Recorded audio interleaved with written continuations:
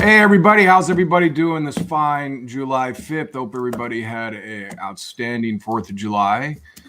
Welcome to our fireside chat with our normal guys, BoDean 52 and HDR. We've got a very special guest joining us this week. And as you see, he's in the top right box. That is Gears and Gadget. He goes by Dan. I'm going to let him take a second and introduce himself. So Dan, take it away. Tell us who you are and a little about your channel.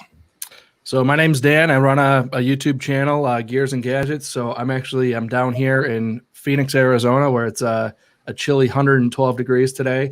But I've been doing YouTube for about 4 years, 5 years, somewhere in that range, 4.5 years. Kind of started out doing some random things and slowly got a little bit more into the Harley Davidson world when I bought my 2018 Heritage. And as of last year, when the Indian Challenger came out, I had some exclusive shots of that picked up quite a bit of steam on my channel, and that's kind of when I had a nice little jump to kind of get to where I'm at now. So that's a little bit about me and my channel. Cool. Jack? Hey, guys. Welcome back once again to the Fireside Chat here with the boys. Harley Day Rider, your good old friend HDR. Still riding the 2018 Road Glide Ultra, and everybody the other day was biting their nails when I put the Instagram post up. You all thought I bought the Indian Challenger. I had my pen out, and Mrs. HDR said, if you do, she was taking an Uber home. So I decided not to buy the Indian Challenger. So that's my story. Looked like you had fun on your video, the one you posted this morning with that. It was a lot of fun riding that bike. Yeah, that bike is, especially in sport mode, you would be surprised. Outstanding. Bob? I was watching your video this morning, and I yelled at my wife that we're going to have to find new friends. You already moved to Michigan. Next, you'd be like, Jack, we're moving to Alaska. That's right. Sorry, Jack. I don't have a cell phone number anymore.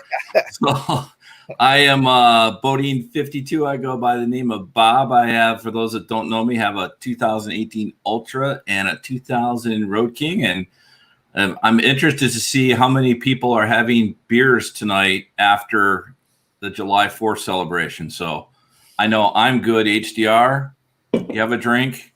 I am good, and actually have some bottle stuff downstairs coming up because I know you guys don't like my cans. Yep. See, look at Dan. Dan, he's got right in, man. Hey, look, he's got fat tire too. Yeah. Yeah. And since you're in Arizona, is there any way that you can come to Michigan and set up my background like you got? Man, I need that. Yeah, sure. I'll throw this table on the back of the bike. All right, there you go. Okay, now I'm drinking water, and there's a reason for that. And last week I did a trip to the Blue Ridge Parkway, and then I ate dinner at this one place, a place where you get these things called made to order, and it's called Sheets. And I got home a couple hours later, and I have been sick all week long. So thanks, Bob. You know why that is, though, don't you? No, because the people at Sheets, I've already let them know that you're a Wawa guy. So by you going in Sheets, man, they gave you some bad food on purpose because that's never happened to me. Your Sheets sponsorship. I have, let's just put it this way. I've lost almost 10 pounds in this last 5-6 days. So I'm a little under the weather. So bear with me. I told these guys, in case if you see my screen, like all of a sudden do this or blank, means I'm running to the bathroom, and then Bob's going to take over the questions. Hopefully we don't get to that. So I'm going to push through this. And again, Dan, thank you very much for joining us tonight. Same format, guys. We're going to have 3 questions. We're going to go around the horn. And how we're going to do it, it'll be Jack, Bob, then Dan, myself, and we're all going to answer these. We have 3, and then we're going to go into some rapid-fire questions. If you have any questions, make sure you guys put them in the chat. And then Bob, being question boy today, if we have time at the very end, we're going to answer a couple of them, and we'll go from there. So the first question, I like this one. If you were to have another YouTube channel instead of your current one, what would it be? Jack? Probably pole dancers, if Mrs. H ever let me get those in the house and film that. No, actually, we were just talking before the show here. I do have another channel. It's called 42, the number 42 Techno Man. It's Photoshop related, Photoshop elements. I've been doing it since 2008. So 21,000 subs can't be wrong. But other than that, I've tried 9 other channels, and it's very hard to kick off another channel that is as well liked, as well perceived, as the Harley Day Rider channel. Thanks to all you out there for that. Cool.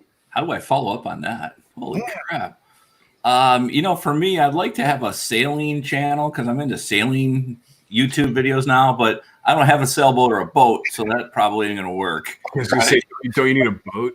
Yeah, I thought about the photography thing, but I'm not real good at that either. So, and we talked a little bit earlier. I think if I really did a second channel, it'd be around firearms. Would probably be my vote. Seems like a lot of work, though. I don't know if I would do 2 channels or not. What do you think, Dan?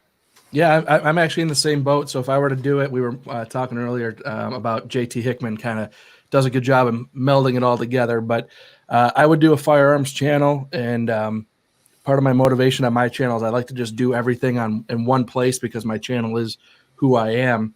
But out of fear that one day YouTube just decides firearms are no longer allowed on the platform and just hits the delete button on all those channels, I would hate to have the main channel that I spent 4 or 5 years building all of a sudden get wiped out. So I have a little bit of fear of the YouTube in that sense.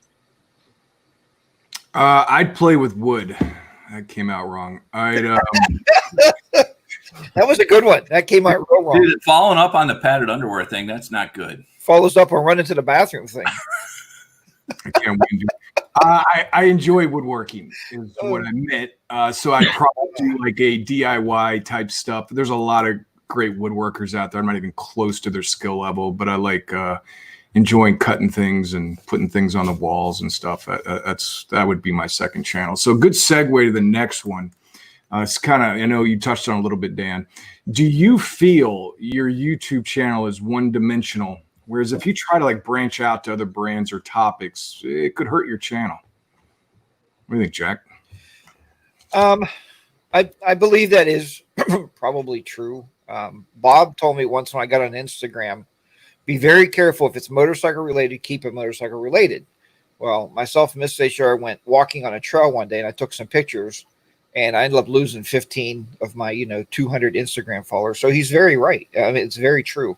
So, yeah, I think if you are motorcycle related, or I know, Dan, I've watched some of your stuff, your cars and motorcycle related. So engine type stuff. So I think you have to stay within your realm.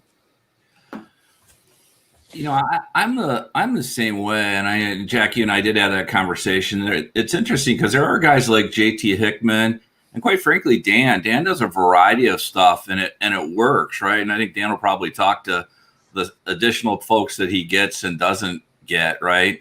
I think it hurts your channel. I think at the end of the day, if you're doing it for you, that's great. But I think it hurts. I do try to do something different every now and then. Colin, I think you talked about it. I think when I first started, all I did was vlog, right? Ride and talk, and tried to do more gear review stuff. I know Blacktop Devil, they do trips and stuff. So I try to give it a little bit of variety, but I still try to keep it motorcycle related. Yeah, I kind of, it's a tough thing for me because everybody tells you, and one of the biggest things that people know is when you have a YouTube channel, stick with a topic and kind of stay with it. But one thing for me is I spend 50, 60 hours a week at my full-time job. I have a wife and daughter at home, and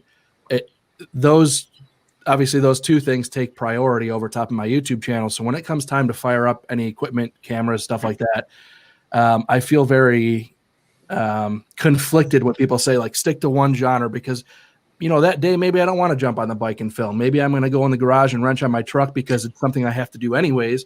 So I'm taking my cameras, I'm going to record that and put it on my channel. So like I mentioned before we jumped on live here, my channel's lost 2,300 subscribers over the life of my channel, and a lot of people would look at that and shit a brick and be concerned about that loss. But to me, the channel is all about, I want to make a little bit of money on the side. And if I grow a following, great. If people want to bail, great. YouTube is all about the experience. I unsubscribe from channels. It's part of it. So I don't let that really drive my channel too much. I just do whatever I want to do, which is being all over the place and probably at the expense of some revenue and subscribers, but makes me happy. So. And there's a couple, friends of ours that, Michele 7 is a good example. So like he had a Harley for years and then he went to Goldwing. And I remember him talking about, like, as soon as he switched the brand, he lost a lot of different people. And instead of people staying with him because of who he is as a person, they're following him specifically because of a bike. I always found that strange, because if you follow someone like on YouTube, like I follow someone because I enjoy their content, not because of what they ride. But I get it. Some people are going to be like that. Some people are going to be Harley related. Some people are going to want to watch just Gold Wings and whatever you have. So do I think we could be like typecast, I guess is the word, or like one dimensional, like if we stick just with Harley? So like right now, like let's say, Jack, you did a Indian Challenger video today. If you went out and bought and you become the Indian Day Rider channel, or you keep your name, do you think you would lose a good amount of your base? I do, but like I talked to Mike Killy 7, we talk a lot on Facebook Messenger away from everybody else's eyes. And with as many as he lost Harley people, I guarantee he gained even more Harley people. So, so that's all that's happening. So if you guys start shooting your guns off your bikes, I think it'd be great videos. If you can ride down the road and like shoot targets and stuff, I think that would be amazing. So you may lose a couple motorcycle people, but you're going to gain some pretty cool gun enthusiasts. Gun safety by Harley Day Rider. That's correct. Hey, Colin, there's a question or a comment by Craig Haynes where it just says, I think all channels are content related at first. Once people start getting to know you on a personal level, you can branch out. I would love to say that is the case I would hope to say 3/4 of the folks that watch my channel. But unfortunately, that's really not the case. You will lose people that come in just for the motorcycle stuff that you're talking about. Whether you have two different bikes or whether you're going on trips or not, you do lose people, right? No, I'm going to keep mine motorcycle related, but different aspects of it. So like we were talking, it's not going to be just vlogs. It's going to either be installs, first rides, trips. I love doing the trip videos. Those are fun, where you can go out and film different areas of the United States. Stuff like that. Yeah, our camping video did amazing. It's got like well over 4,000 or 5,000 views already, and because it's a different aspect. You're doing something different on the motorcycle. Yeah. So, do you think a motorcycle camping trip where you stop at a Hyatt would work? I know you did the whole campground thing. I think that's what worked, but my wife says it has to be a Hyatt, and I just don't think it'll do as well as yours. I don't think so. If you have the doorman come out, have the valet guy park your motorcycle, and have the doorman come out and carry your luggage in, that would work. Maybe. Nobody's touching the bike. We had this conversation a couple weeks ago on our stream, and Bob and I are very pro Comfort Inn or pro hotel, and not the raw moto camping. I just like my free breakfast. So here's the truth is with moto camping, we can only do it for 2 days. We talked about that. There's no way I could do a 12-day trip on a camping trip, because to tear down and set up every day would be a royal pain in the backside. So cool. Good answers, guys. That's the truth. Yep. All right, we're going to time machine time. The year is 2030. What do you think will be happening within the motorcycle industry in 10 years? Well, I've actually seen something I was really excited about, because I told Mrs. HDR I had the invention. Everybody knows how the drones are out there, where they're working on a motorcycle drone. Where you actually sit on it. It has 4 blades, and it actually flies through. That's what we'll all be riding. So with the price of tires, I think it's a good deal. I think it's a good thing. Man, Colin, this is a tough one. If you look back 10 years ago at what the industry was like, it's really changed in that there's so many, whether it's Harley or Honda or anybody else, it's the generations are getting older, like at least 3 of us, right? Dan's, I think, a lot younger than us, but I'm concerned about it, to be honest with you. It probably isn't going to change for us, but I think industry wide it's going to change. And I think we should promote it as much as we can, being on YouTube, to try to tell people the benefits. And hopefully that's what we do when we make videos, right? Is people enjoy seeing what we're enjoying, what we're doing, and they try to do that themselves. But man, I'm concerned, but I don't know what it's going to look like, but I think it's going to be different.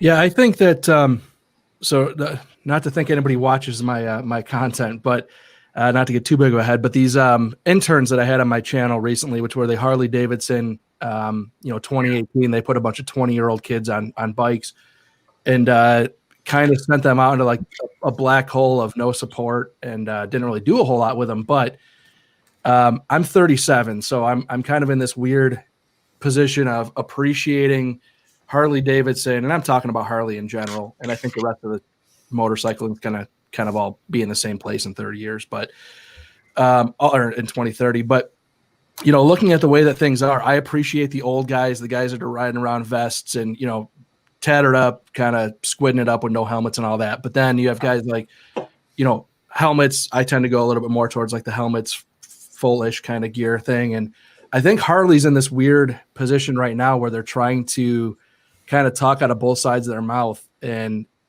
appeal to both types of riders.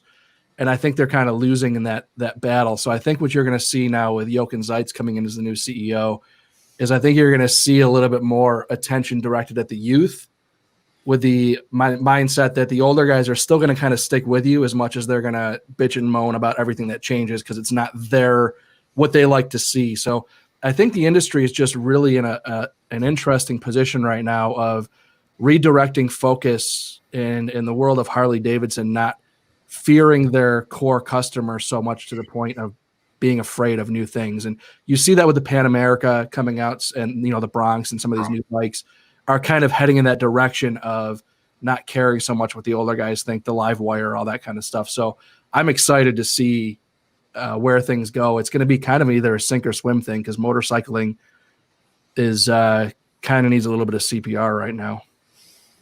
Definitely. Thank you. Can you bring me something? Yeah. Coors Light, please, Mrs. HDR. We only have beer in the house. We don't have Coors Light. Coors. That's Hey, Dan. 9. Look, it's good stuff. Hey, Dan, I guess it's never too late to change, but Harley should have probably been thinking about that 5 or 10 years ago, right? At the end of the day, you got to think about what it's going to look like in the future.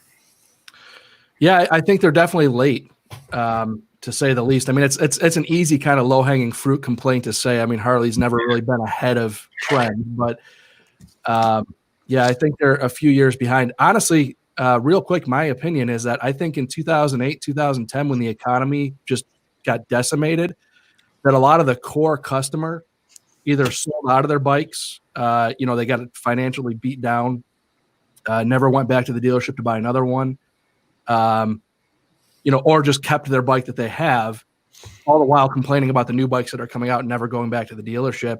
I think Harley just continued since 2008, 2010, catering to that guy who kind of stopped buying bikes to begin with. And I think all the while kind of abandoned the younger riders that they could have been kind of paying a little bit more attention to. So there's plenty of 18-year-old kids out there willing to make stupid financial decisions and buying motorcycles. I think the older generation was a little bit more reserved with their money after that time frame, in my opinion. I think you guys all brought up some great points. And a lot of the things you said, I was going to add. I was going to say basically the same thing, but I think the motorcycling industry in general is probably going to become more specialized.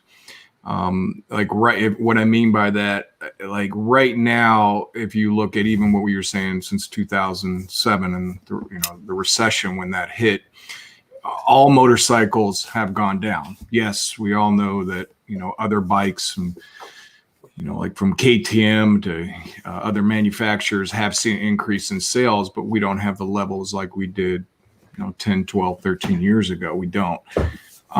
That's where I think it's going to become more of a premium or more of a niche thing. Again, this is my opinion. I don't know.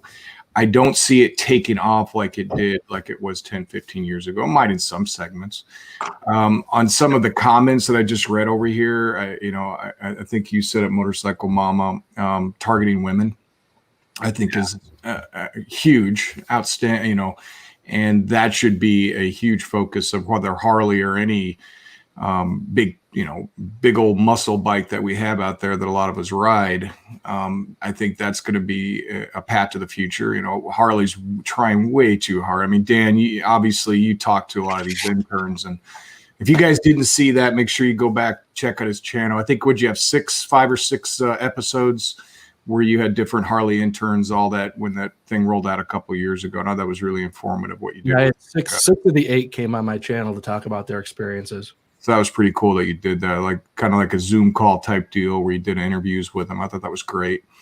So we'll see. I mean, obviously, I was talking to Bob about this earlier. You remember that movie Back to the Future 2, not the first one. I think it came out in like 87, and they said, okay, everything in 30 years, which would have been 2015, if I remember right. And remember how much they made it change, like freaking flying cars, hoverboards, all this stuff.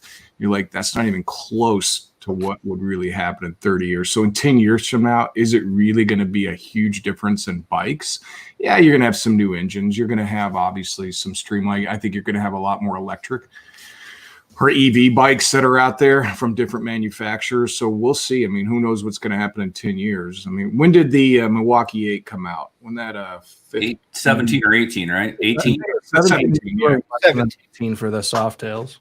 So that was just 3 years ago. So what's going to happen or 3 or 4 years ago, what's going to happen, in 5 years, like a new engine, even though it's going to have some new engines with the Pan America and stuff like that. And that's just Harley related. But each year, they're going to try to, I just think it's going to become more specialized. You guys agree or no? There's one thing I can let you guys know. We talk about Harley self-slumping. We have a local dealer where I get all my work done at. They actually closed the month of July because they have no motorcycles. They sold every one of their motors, even out of their warehouse. And Harley's not shipping this year until January because of their whole setbacks. And that's going to hurt them too. I mean, it hurt every business, but that's going to hurt them for sure. But yeah, so somebody's buying motorcycles. I don't know who, but. Yeah, but if at the end of the day, if you don't get younger riders interested in what we're doing, Well, Dan touched on it too, is about the financial responsibilities, Bob. I talked to Steel City where we both bought our bikes. And every October and November, their used bike room is packed wall to wall. And I said, why do you get all these used bikes turned into winter? They said, because people just don't pay on them and they repo them all. Wow. So that's the financial burden. People buy them, ride them in the summer, and they get them repoed. Yeah, I think Dan said that is that younger kids sometimes are a little freer with understanding where they spend money than maybe the four of us would, right? Hey, I know people our age that don't have the credit ratings. They're paying $850 a month for their bike. And it's a Heritage, and they're paying $850 a month. I do got to say, though, I think there's a huge thing to be said about, Harley Davidson sales are slumping. And, I've looked up the data. Registrations on motorcycles actually have increased year over year. But Harley Davidson is and that's just used in new, the kind of the whole motorcycle industry in general. But, Harley Davidson, in my opinion, sure, you have people with less money to spend right now, which is a huge, huge ordeal. But why are they not harping on the fact that buying a motorcycle in 2020 makes more sense than it ever has in the history of automobiles? You have Uber, Lyft, people here in Arizona, you can ride a motorcycle all year round. Yeah. Essentially, you would have 2 or 3 days where it rained out where you're like, hey, I'm going to catch an Uber today because I don't want to, I don't want to get rained on. Harley Davidson isn't really leveraging, and actually the whole industry isn't really leveraging some of the things that exist now that kind of make barrier to entry a little bit easier for people in that respects. Now, does Harley, I don't know if you guys know this, but does Harley Corporate make anything off the sale of used motorcycles, or is that just strictly the dealer making that money? So would that be in your stats somewhere to say, hey, look, we are selling a lot of Harleys. Yeah, they're 1959s through 2010s, but we're selling a ton of motorcycles because that's where you don't see it in that stock ticker. That's just brand new bikes. I think Harley's making their money off used bikes only at the parts counter, which, Okay. Yeah. Okay. Makes sense. That's a whole different conversation, isn't it? Oh, yeah. And we could spend an hour on this topic. Hey, somebody had put in there, check out the new Softail Standard at a reasonable price. I watched Shade Tree Surgeon this morning, did a quick ride on one, and I think it's like $13,000. So, I think they're trying some stuff. It'll be interesting to see how that goes, but it was a good video. One of my most infuriating comments I get on my channel all the time: Harley Davidson cost $30,000. They're insane. They'll never sell them for that. I'm like, I'm actually going to make a video on this coming up soon about how Harleys actually aren't expensive. You look at what they have to offer, and their offerings under $15,000. They have more motorcycles under $15,000 than like any other competitor out there.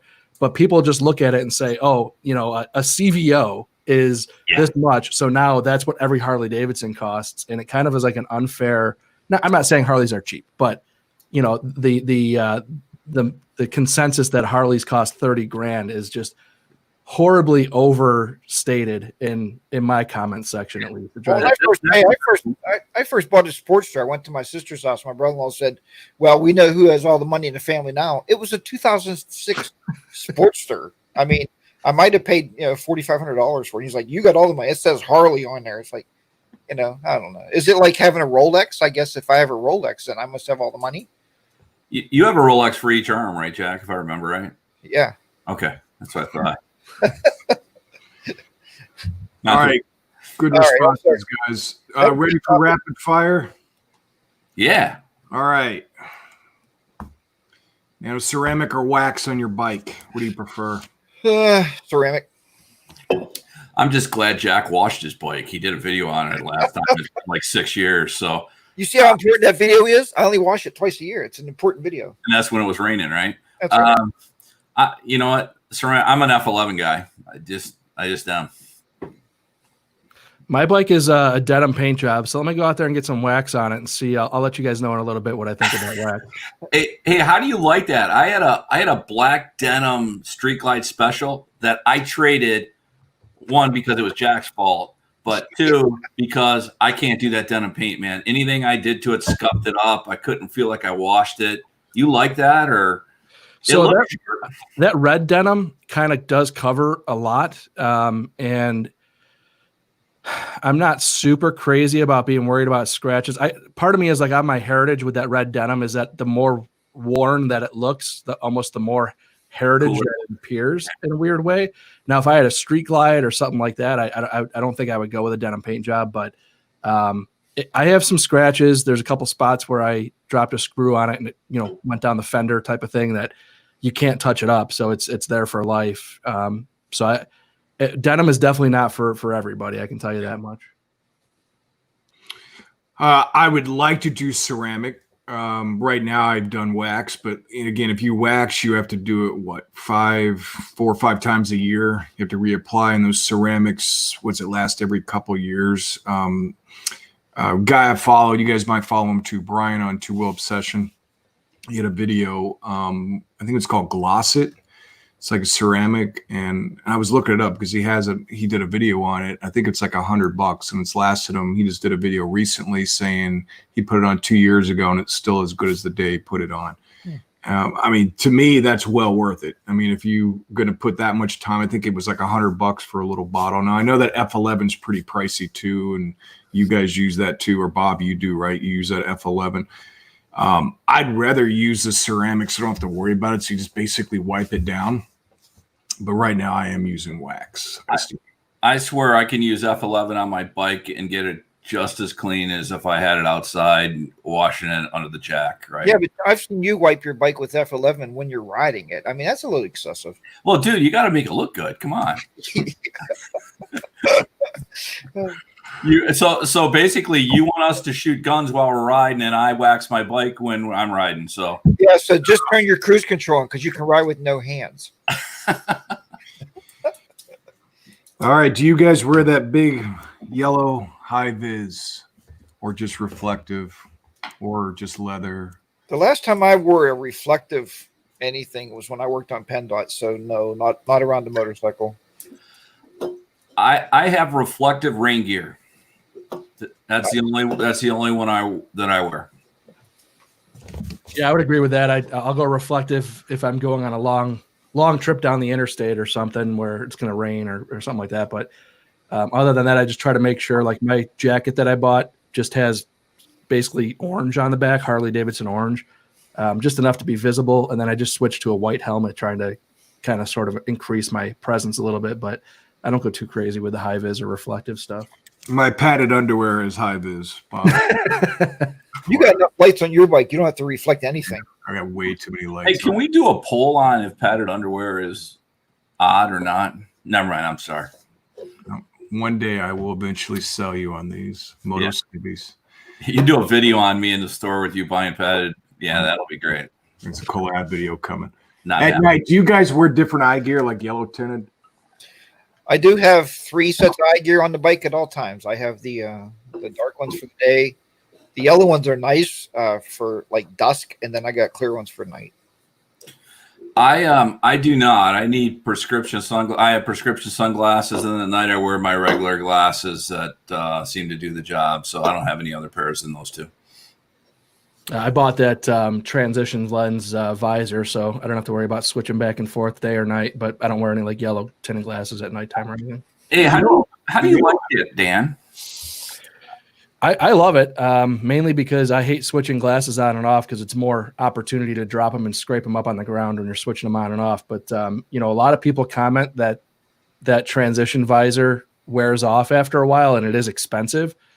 I'm on the, you know, getting close to the tail end of, you know, the second riding season on it. And it still, you know, darkens up good enough for me. And I love it. So if I have the dark helmet on or the shield, I don't know if you can see it, the one in the back here.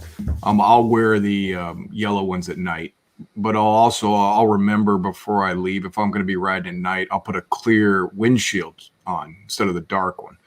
That helps too. I notice that like at night to see a little bit better, but normally I wear just glasses because I'm somewhere I have prescription, so I can't wear those yellows too much, but I don't ride a ton at night.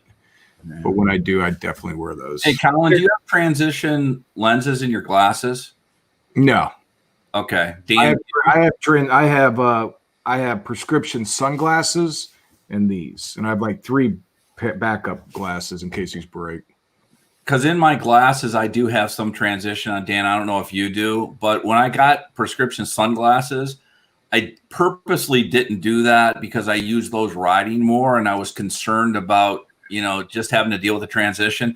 But boy, if I'm have to glance down at my phone for some reason, which I don't do a lot, man, I can't see it. And sometimes that gets frustrating. So I don't know if you do that or not.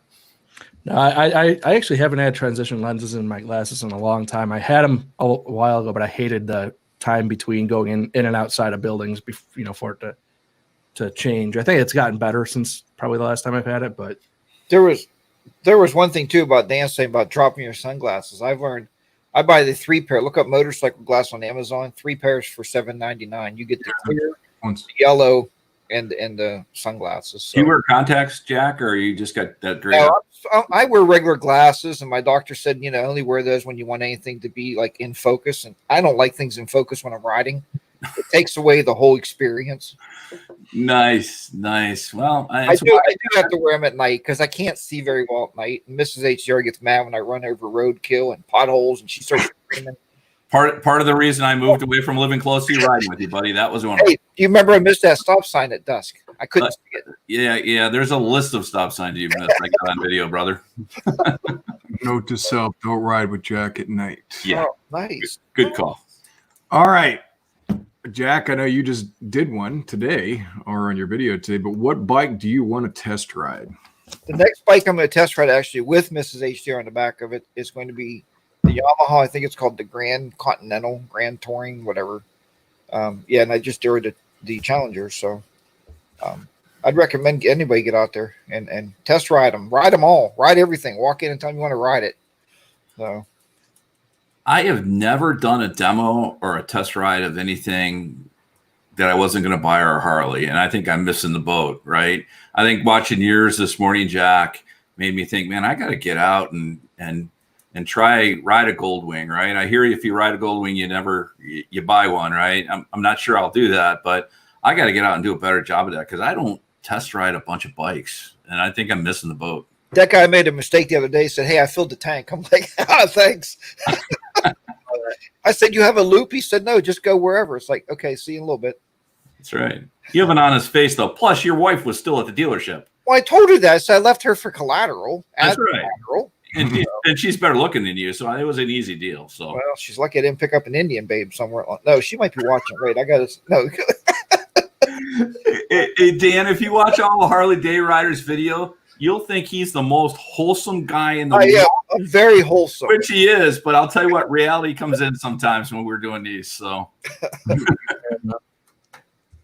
yeah, I would probably put the Challenger up there on my list. And oddly enough, I wanted to get on that bike, and there was like a couple different opportunities after I had mentioned before we came on live here that I had some Indian Challenger content that just went through the roof, and actually put me in some contact with some uppers, and oddly enough, the whole thing just kind of fell flat on its face.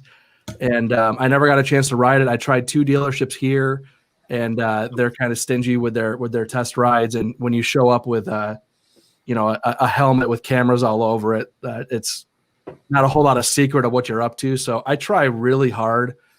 Actually, not try really hard. I do make sure that I tell anybody I go, hey, I'm here for a YouTube video. I have zero intention of buying this motorcycle, just because I don't want to become the guy who's like being sneaky. And I realize these are assets to these dealerships. So, I don't want to be out there taking advantage of the system. So, the Harley test demo rides and stuff, I think is an awesome thing to be able to get out there. I'll do those all day long because that's what they're there for. But yeah, so I still haven't ridden a Challenger. I would love to get out and see what they're all about, but that ship kind of sailed, I guess, at this point. So I do want to ride a Challenger. I do want to ride a KTM 1290 Super Adventure. I want to ride a Ducati X Diablo S. So those are the 3 I want to demo in the next year. I would add that on there too. That is my goal. What do you guys think? It's a good one. Get me on a KTM. All right, here's a good one. Do you ride without a helmet, or would you? Normally I do. The only time I don't like to do this is when my GoPro will not stick to my forehead. Sometimes the double face tape falls off and the microphone like kind of shoots over my shoulder. But no. Have I ever ridden without a helmet? Absolutely. I won't lie about that. Am I proud of it? I don't know. I went to the store. Accidents do not happen close to home, people. Don't believe that's a fairy tale. Normally I do wear a helmet though with all the camera gear. I'll tell you what, if I've not rode a helmet, it's been to ride the bike around my neighborhood for some reason. I've never gone out on a main road without a helmet, period. Other than that.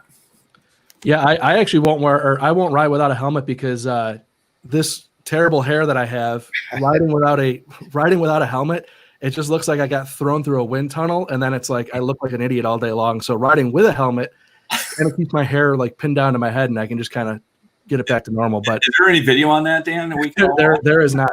I rode without a helmet one time, and I have this huge guilty conscience. I have a 4-year-old at home, and I'm like, man, if something were to happen and I went down without a helmet, like to me, it's just being incredibly selfish. So I won't do it. No, I have no hate to anybody who doesn't wear a helmet, but personally, it adds a whole level of stress to riding that I would prefer not to have. Amen. Similar to what you said, I'm not going to judge people that don't. It's your decision what you want to do. Yeah, I mean, in Arizona here, you see people constantly riding without helmets, and I don't think it's necessarily smart. But at the same time, my opinion isn't. My opinion holds no value to their life whatsoever, and do what you want to do. We did that at our first motorcycle rally. Miss HR said, "We look like idiots. We need to go home." I said, "What are you talking about?" She goes, "Well, 1, she didn't have a tube top on with her boobs hanging out. 2, she wasn't in a pair of shorts. 3, we didn't both have flip-flops on. And 4, we both had helmets on. We were fully motorcycle dressed." She goes, "I feel stupid. This isn't the way you're supposed to come." So we went to the casino and lost a shit ton of money. Yeah, we live in this world of people like, my opinion is the most important thing and everybody else needs to abide by what I think. And like I said, I have no problem with somebody who wants to ride around without a helmet. Yeah. I'm just telling you that when I do it, the two times that I've done it, I felt like an idiot. So I won't do it. I always wear mine. Yep. Do you carry your fob or keys in your pocket, or you put them in your saddlebag? Always in the saddlebag. I always carry mine until we had this conversation last week. And then I'm like, that makes more sense. So I put them in my saddlebag. And I went out to ride this morning. I was meeting somebody. I'm like, where the hell is my fob? I'm looking around in the house for it. Then I'm like, oh, it's in the. So I'm in transition right now. It's the best way to say it. So I'm be careful if you leave out your bike a couple of days and you don't ride, your battery will be dead. Really? Yeah, it does something. You have to put it in transport mode. Yeah, take the fob in. Yeah, I do the saddlebag. Yeah, I do the saddlebag. Bob or Jack, I've never heard of that. Yeah, there was a guy that put his in his saddlebag, right? And he put it on a trailer. Now he took it to. This is with us. He went to Sturgis. When he got there, the battery is absolutely dead because you have to put the bike in transport mode for. Well, and maybe the chat room will clarify that what that means. Or I think that's different than the fob, right? Because I think in the trailer the bike is moving around, so it sends off the security. Maybe that's the security. Maybe that's what was happening. Yeah, it could be. I like somebody said, "What's a fob?" It's a forward observation boundary. It's about the military. What? I was in the military. Oh no, that was a fob. That was FOP. Sorry. It's a security keychain. Actually, is what it is. Cut him off. I will be Googling what FOB stands for after this because I am now interested. Yeah. I wonder. I think my wife has that blocked. Actually, I can't see that. I keep mine in my saddlebag. So the next one, pipes. It's hard to get all three. It actually is. What's the most important? Sound, looks, or performance? If you were to I have to have this first. Since I bought them black tips, I'd have to say mine is looks. Wow. I would tell you that it's probably sound and performance. If I have to pick one of them, I think it would probably be performance. Performance for me. Oh, sorry, Dan, I jumped ahead of you. Oh, that's fine. I would probably say sound. I hear some pipes that sound real tinny at times and stuff, and I'm like, I don't care how much performance you're adding with that thing, it sounds horrible. So I probably would value sound more, but does it add a lot of performance if you don't tune it and put a think so. Not unless you put it in the headers. I don't think like a bolt on and yeah, I don't know if it does anything. I don't know, maybe. I don't know. Where's John Maxwell when you need him? That's really crazy. Oh, he opened his own shop now. He's busy. True. 2 foods you will not eat. Liver and onions and squid. Ugh. Wow. Chinese food, as Jack knows. He's missing out. Don't eat Chinese food. And I remember as a kid having liver, and my mom put it on the table. We had liver, and I ended up getting sick. And I remember my dad saying, "No more liver." So since then, I should probably see a shrink about that. But no liver. So liver and Chinese food for me. Baked beans and shrimp for me. Won't touch either one of them. What's wrong with you? Baked beans? Yeah. You can mix the shrimp into baked beans. I have a story about my older brother torturing me with baked beans when I was younger, and I never lived it down. So it ended up with me vomiting baked beans yeah. How did you go to a barbecue, man? I just sound like an 8-year-old kid complaining about not wanting baked beans. And I'm totally okay with that. Amen. I won't touch any type of fish, no matter what it is, or tomatoes. Ugh. You can see my son's in the chat, Zachary. He actually loves liver and onions. His grandfather started him on it. Can't do it. Can't do it. I know what it does for the blood. I'm not eating it. Who eats liver, though, really? He does. He likes it. If you eat liver, can you put a comment in the chat? I've never tried it, and I have no desire to try it. Don't do it, man. It filters out all the impurities of the blood. Why do you want to eat it? That'd be like eating poop. Doesn't make sense. So does being sick for a week. That filters out a ton of stuff. Trust me. Filters out a lot of stuff. Okay, speaking of food, when you are on fast food, chicken or cow? Why you never open end these? Mine's actually both. I mean, it could be either or, depending on what I'm in the mood for. Really? I don't have a preference. You know what? I'll tell you what. I'm cow unless I'm in a state that has Chick-fil-A or Sheetz, one of the two. But if you got Chick-fil-A, then it's chicken. Other than that, it's cow. Yep, Chick-fil-A for me. I would. You know what? If we should buy a Chick-fil-A place and a Sheetz place, man, we'd be golden. Why don't you sell Chick-fil-A in all your Sheetz stores, Bob? There you go. Yeah.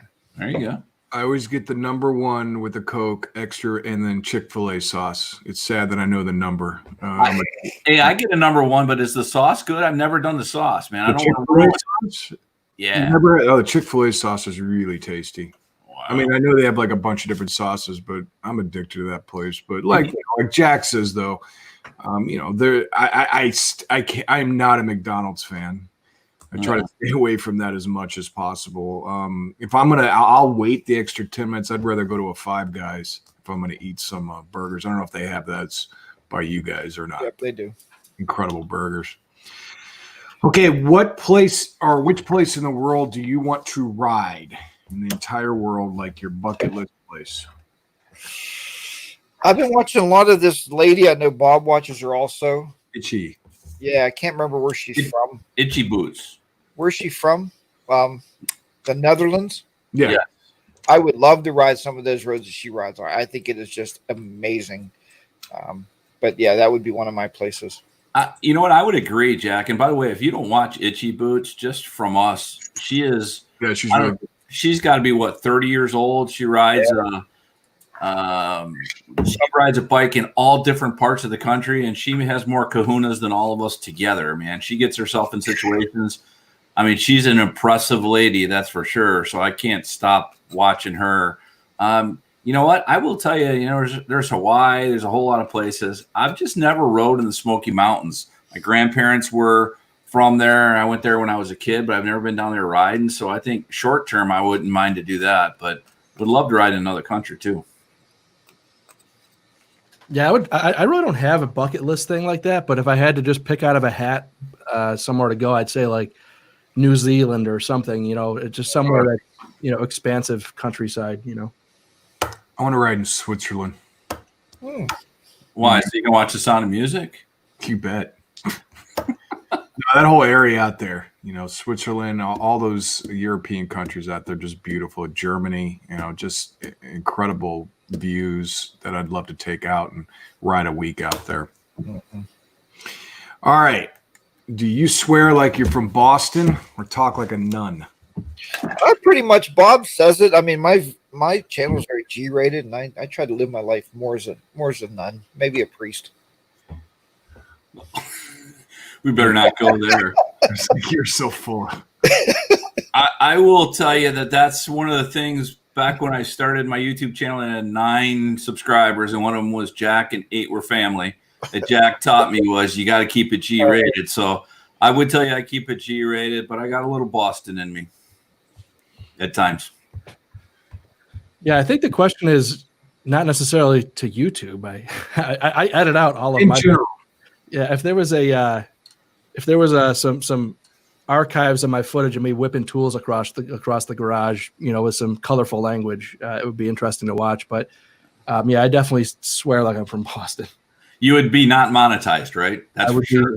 I with the YouTube content in general, I try to edit that stuff out because you never know when somebody's watching that video at work or like somewhere.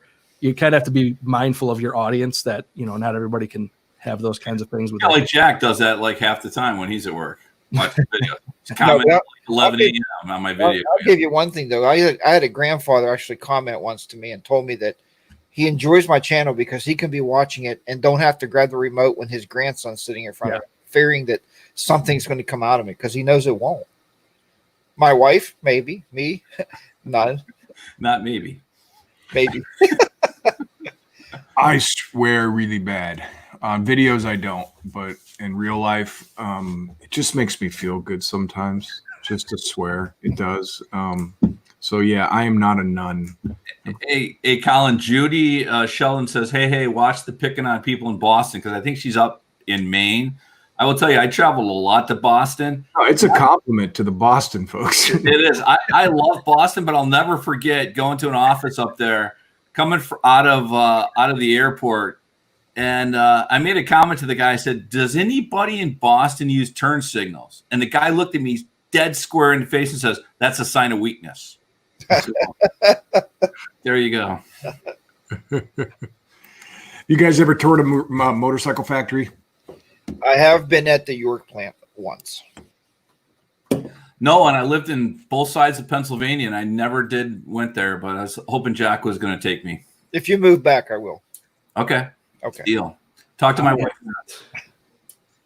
I have been to the York facility as well, and that's actually a pretty good tour. I think they have what's it called, the steel toe. Did you take that steel toe tour? Yeah, I did. I did not. We took what was called the Yellow Line tour. You just walk around and watch people work, and But it was interesting.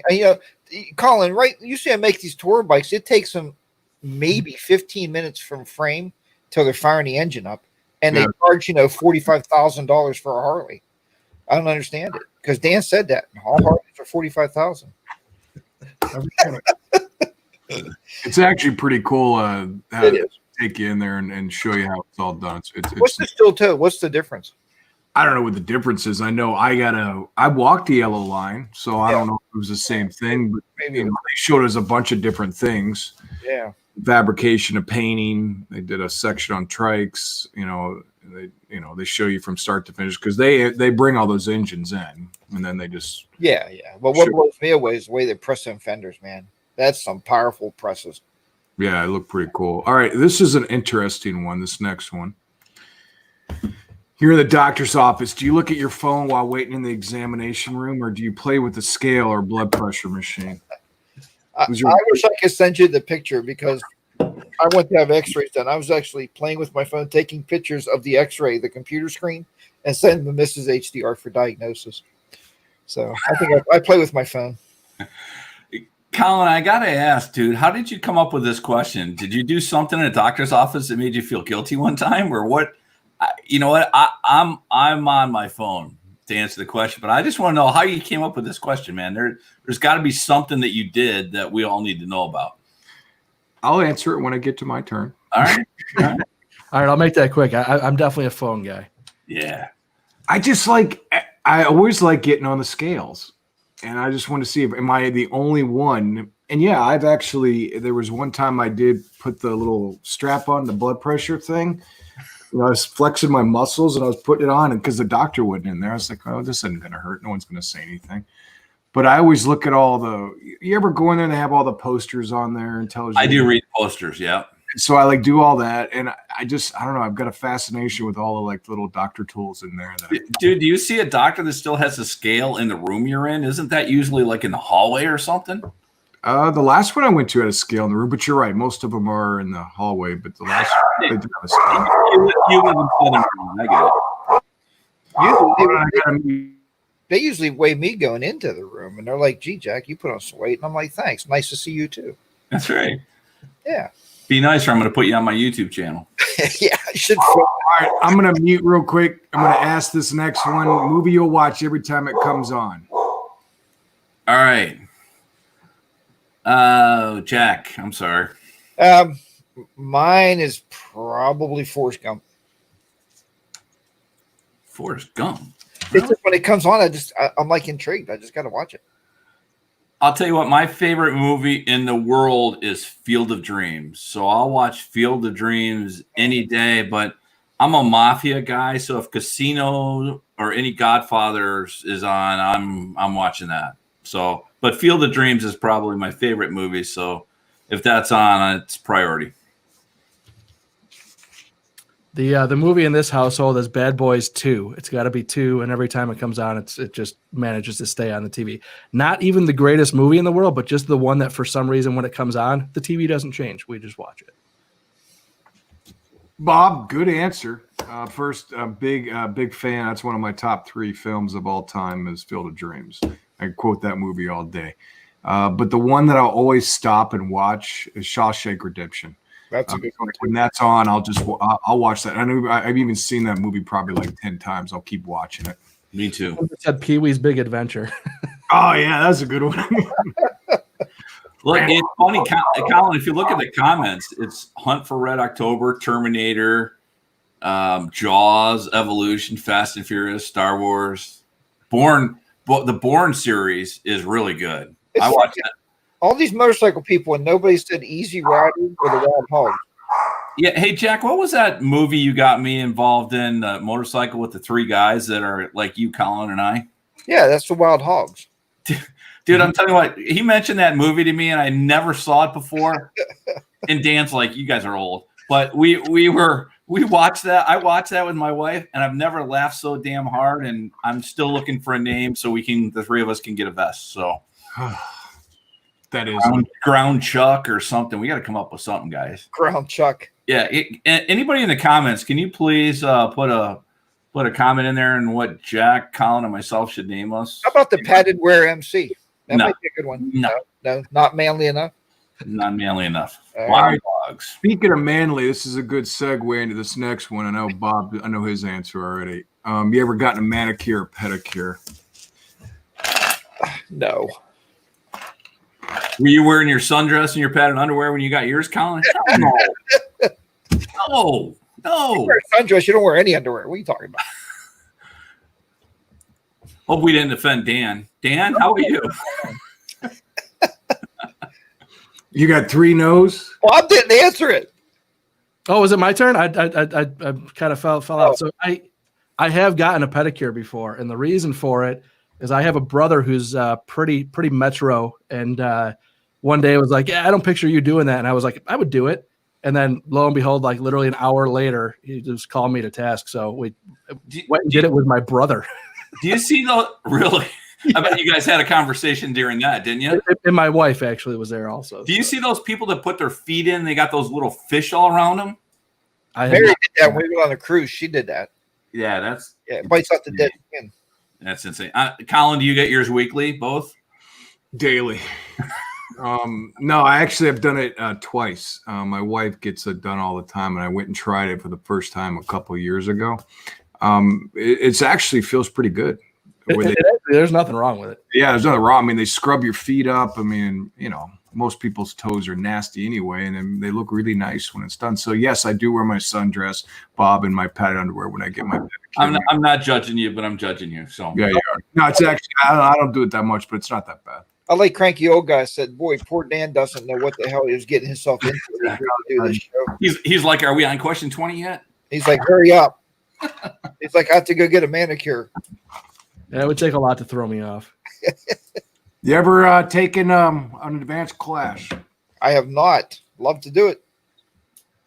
No, but I need to. I've thought I'm a good rider, and if you watched the video, I don't know, 4 or 5 videos ago, I made a stupid mistake that makes me think that I need to take an advanced motorcycle class.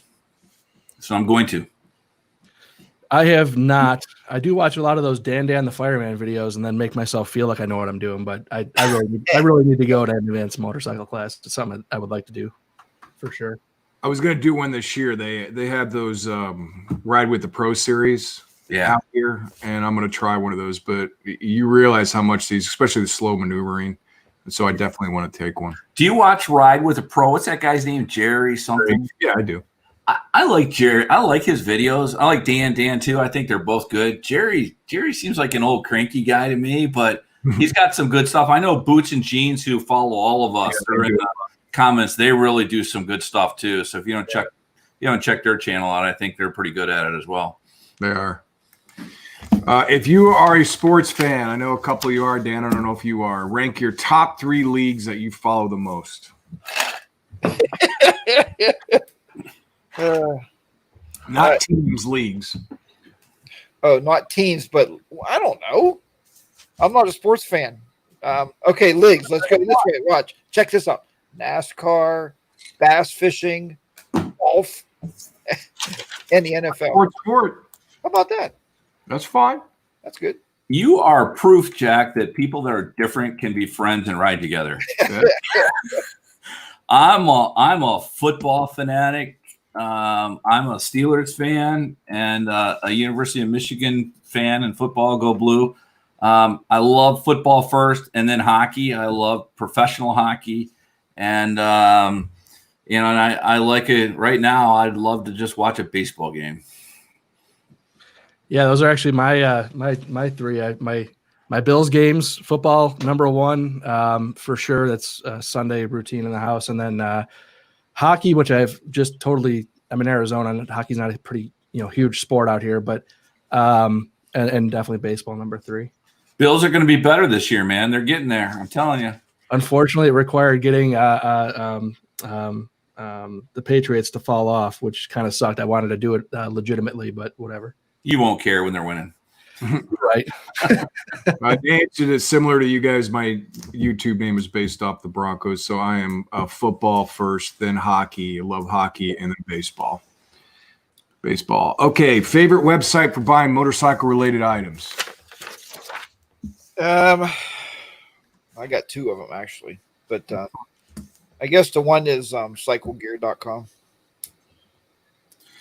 Yeah, you know what? Jack actually got me. If I'm looking for Harley stuff, he actually hooked me up with House of Harley. Yeah, I've used that. I actually ordered a tall boy seat from them that I returned, and some people won't let you return a seat.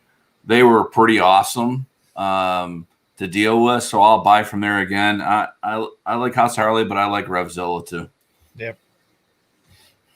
Yeah, I mean, Revzilla is kind of the go-to that I kind of always go there looking for stuff, and then I just kind of price shop other places. But yeah, Revzilla is sometimes a little pricey on some items, you know, but I definitely use them a lot. I'll pop and use Amazon. I've actually tried that House of Harley once. It seemed like a really good website. Yeah, I was impressed. A lot of people won't take seats back. They gave me zero problem. I sent them a note and they said send it back, and it was an easy deal. Okay, two more questions, guys. One is food, and then the other one shows how cheap we are. 19, Italian, Greek, Thai, or Mexican. Of these four, what's your favorite? I would probably say Greek. Mexican. Italian for sure. Greek, for sure. All right, and this one to end it.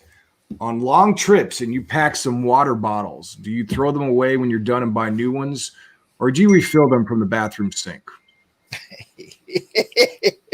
Well, actually, I filled them from the potty. No, actually, I fill 2 water bottles up before we leave, 32 ounce. We freeze them and we throw those in the saddlebag, so we have cold water all day.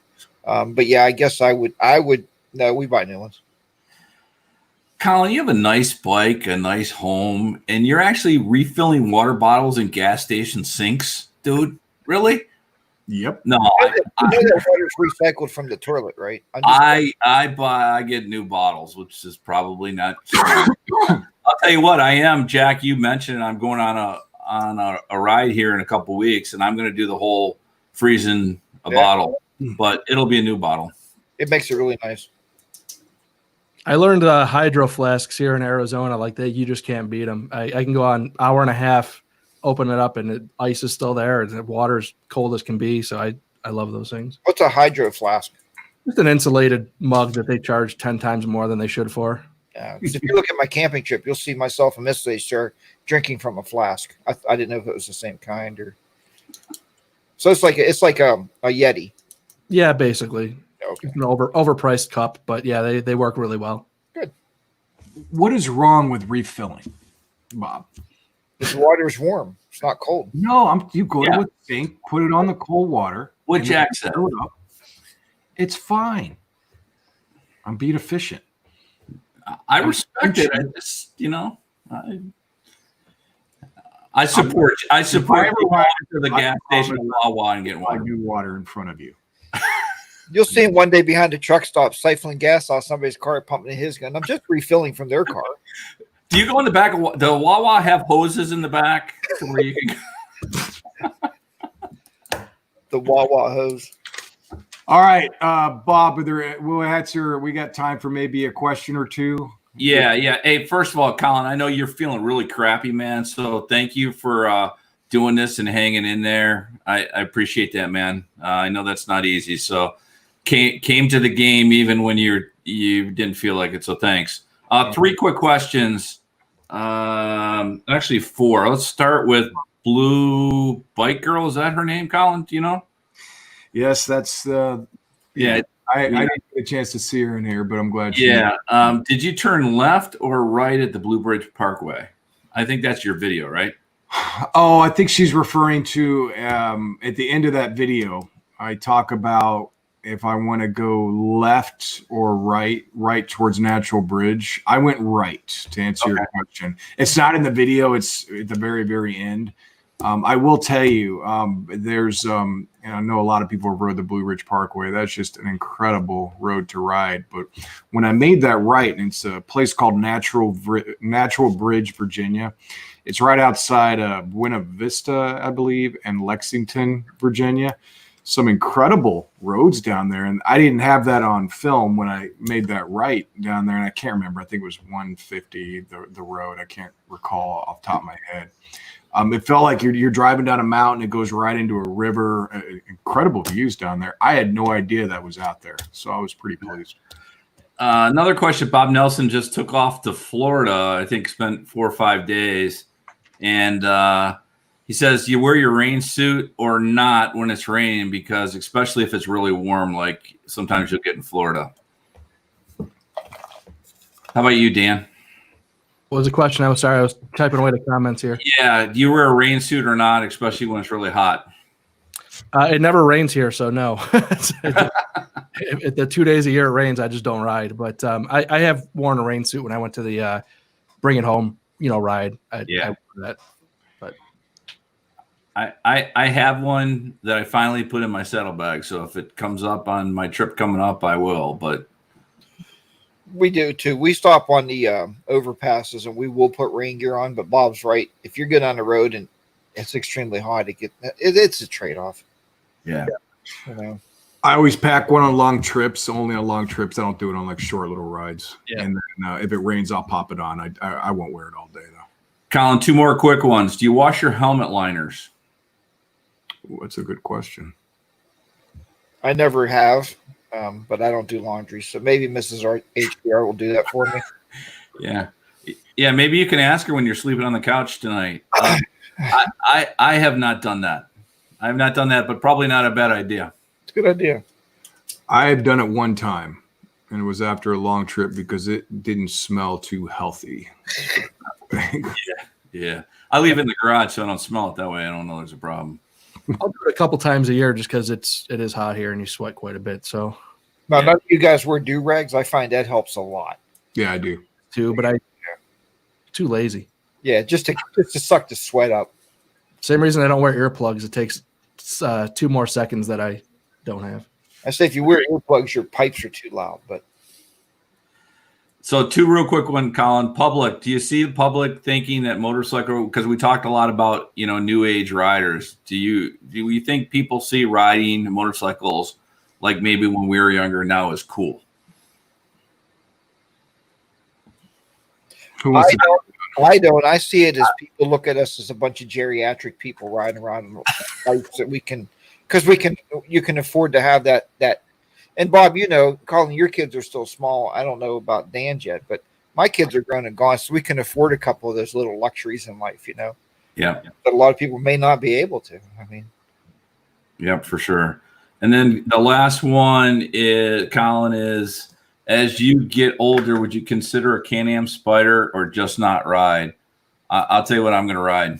If I gotta have 6 wheels, I'm going to ride. I'm going to ride. If I bought a Spider, my wife would divorce me. I guarantee it. She said a trike would be fine, but not a Spider because you'd have to drive it backwards to make it look normal. Would you make a video on it, at least if she does? If she divorces me or rides it backwards? Yes. Yes, on both. There's a shop here that I did some videos with, American Bike and Trike, and they convert Harleys into quads. And as much as I got a lot of comments about people saying that's not a motorcycle and all these kinds of comments, whatever, the fact of if you still love the idea of riding, to do it on a quad where it becomes a unique machine as opposed to like a trike or a Can-Am or Spider or something like that, where people look at it and just go like, oh, that guy just got old.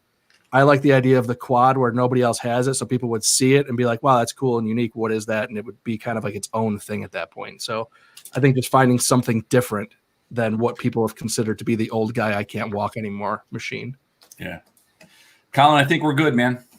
Hey, Dan, thank you very much for joining us. I think this is we're losing count. I think this is our 8th or 9th stream that we've done. And I know we rotate each week, and we have a couple changes coming up here with next week. We will not be doing it. Is that accurate, guys? It's up in the air right now. Up in the air right now, but We'll let you know by late week, right? Okay, Yeah. that sounds good. And then there might be a special one from the week after that. It might be a little bit different than people aren't used to. But we have some. We're planning on doing this and keep going, and hopefully you guys are enjoying it. Obviously, we do appreciate everybody in the chat. A lot of people were in there today. And thank you guys for responding to a lot of those. I didn't get a chance to respond to a lot of people. So once this, I see the live chats, I'll go through and thank you guys. So we appreciate you coming on and joining us tonight. So if you guys want to go around the horn and say anything. Yeah, so Dan, thank you so much. And I have to apologize. I haven't viewed a lot of your channel. I've viewed some of the content, obviously. How dare you? Because I knew you were coming on, and I said I got to give you some views to up your revenue ratings. We know that don't work that way, but no, thanks for coming on, man. It's been great having you, and sorry you got in some of those questions that we do offer you, but that's just the way it rolls. Yeah. Same with me, Dan. Thanks for coming on. I mean, Dan's got a really cool channel. He's much bigger than all of us. But there's a reason why if you check out his content and you know, again, we invite good people, whether you're a guy or a gal, onto this live stream every Sunday night. So Dan's one of those guys. So check his channel out if you haven't. And Colin, again, thanks again. Everybody ride safe. Thanks, everybody. Yep. Be Thanks, well. guys. See you, man. Take care. Peace out of here.